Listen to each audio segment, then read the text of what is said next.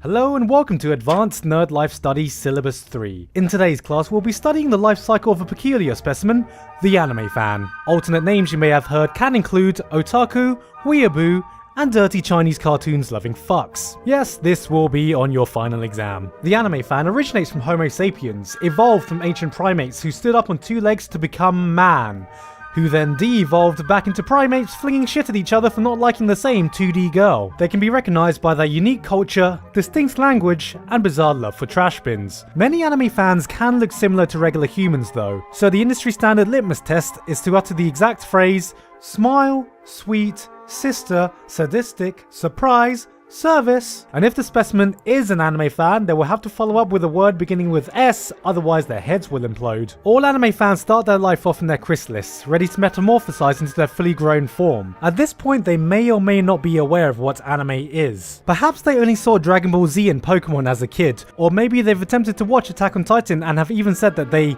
like anime. But at this point they still lump shows like Avatar and RWBY into the same category without batting an eye, signifying the lesser developed brain of this early phase. The scientific name for this stage is referred to as trux fortuita, a Latin phrase which in modern English translates approximately to filthy casual. They will remain in this form until they stumble upon one show that lights their desire to actively seek out more anime. This will mark the awakening. This lesser developed mind of an infant anime fan causes a period of blissful ignorance in which every anime they watch is immediately a 10 out of 10. As they have not seen anything, everything is good, and this triggers a desire to consume as much anime as they can, awakening the temporary power of time dilation, where they can seemingly consume 150 episodes of anime a day with ease, even though it literally shouldn't be physically possible. Once an individual grows out of this phase, they will lose this power indefinitely, and consuming anime will never be as easy. It is at this point they will feel the phenomenon that will truly cement their transformation.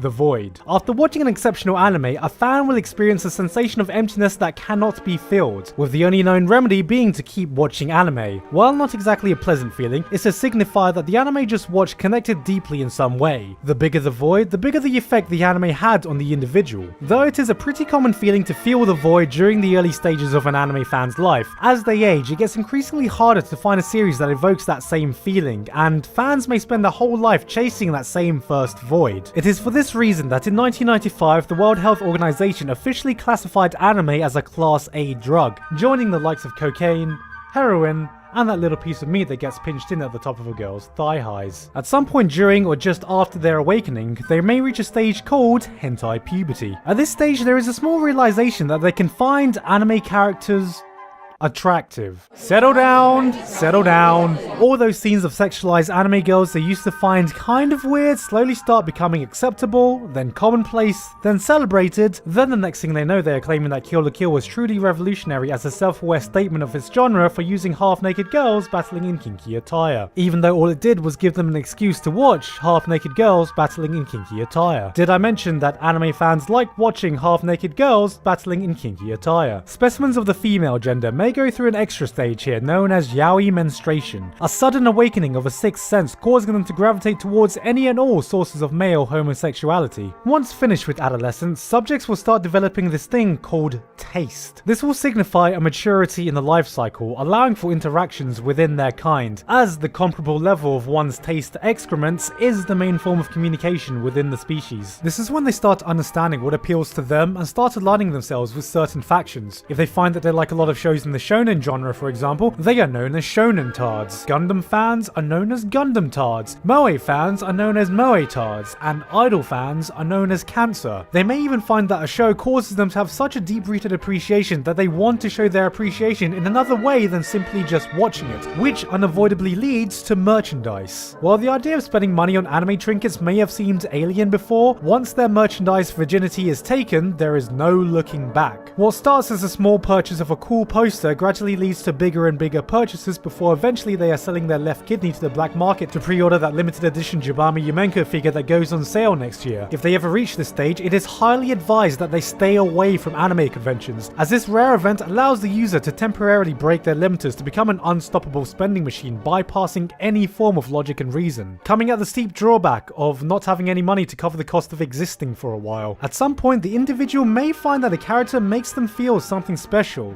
Something that's not sexual. Mostly. Not entirely. Okay, so there's another emotion aside from popping a bone. This is the first love. The species themselves refer to this special character as a waifu or husbando. There is not any concrete pattern in what constitutes an anime fan to have a high affinity towards a certain character, but in-depth research suggests that more often than not it was a blush or smile they would literally sell their left testicle to protect. As with love within the human species, the first love for an anime fan will rarely be their last. Some may find one they stick with forever, and some will just jump ship every season depending on which girl is most moe like the unfaithful gits that they are. But they will, for the most part, stick to one waifu or husbando at the same time, as anyone who doesn't is publicly ousted, tortured, then sentenced to death by stoning. Which is totally reasonable. Eventually, the anime fan may feel the urge to discuss anime with others, but finds that people only want to discuss shows that have aired recently. This is the time where they can find themselves entering the seasonal anime arms race. Here, they enter a perpetual cycle of consumption where the main objective is to spend every waking hour farming as much anime as humanly possible for that current season, under the pretense that they just need to keep up to date with the current overall conversation surrounding anime. At this stage, they are truly tested on their mental fortitude. Memory of anime watched is restricted to the past 3 months. They become a devout follower of the religion known as the 3-episode rule, and any title older than 2 years get transported to a separate realm, unreachable by a current knowledge of physics, also known as the plan to watch list. Unfortunately, as they have lost the power of time dilation they had during their awakening, keeping up with that much anime is infinitely harder, and when they inevitably fall off their schedule by a millisecond, this starts a domino effect which they can never recover from, and transforms into a permanent state of always being behind. This comes with a high risk of burnout, the unfortunate #1 cause of death within the species. This loop can only be broken once the subject comes to realize that they are essentially grinding for XP to reach an indistinct uncapped level of anime consumption, where the only rewards are their own self-loathing. Once enough anime has been watched, many can begin to feel knowledgeable enough to start understanding anime on a deeper level, which is when they enter what they perceive to be the higher state of being. When referring to shows, they start using words like pacing and narrative, and if they're feeling really spicy, discourse, even if no one in the world really knows how to use those words correctly. Their arch enemy becomes their former selves, the tasteless casual, and things start surprising them less and less. Eventually, they don't even know if they enjoy anime anymore, but what they do know is everyone else is enjoying it wrong. Some spiral downwards on a journey to refine their taste in anime, a fruitless journey as not many know the sacrifices that have to be made to achieve the perfect taste in anime. For once one achieves the perfect taste in anime becomes shit. Only once they have cycled through all these stages will they reach their final stage. True acceptance. At this most mature point in their life cycle, an anime fan will come to accept who they really are, and enter a rebirth having achieved oneness with their self-identity. Sure, they could watch every show in the season. Sure, they could break down why the works of Misaki Yuasa are revolutionary to the medium. Sure, they've seen the obscure shows that go underappreciated by everyone. But sometimes you just gotta watch some stupid harem fanservice trash with a tsundere love interest that you grew up loving, and enjoy the hell out of it. Cause, you know what? That's completely okay. While we refer to this final stage as true acceptance, anime fans may know it as a better term: no longer giving a fuck. This is when they finally realize they have ended up exactly on the path they began, back at their awakening with the same shitty taste, as the final evolution is to regress back to their infancy, though they have learned one important thing that separates them from the same bright-eyed kid that first discovered anime.